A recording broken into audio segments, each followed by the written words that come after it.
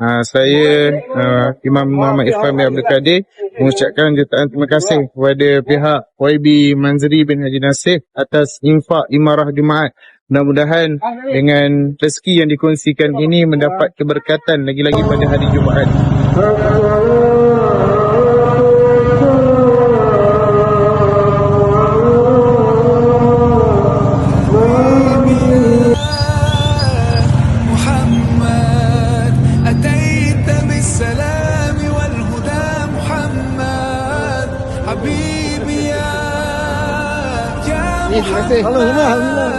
يا رحمة للعالمين يا محمد.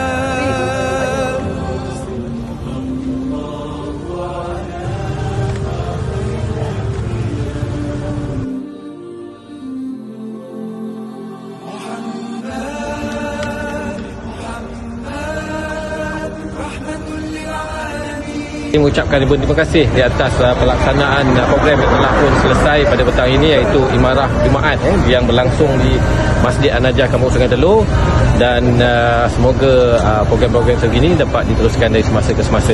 Jadi saya mengucapkan ribuan terima kasih.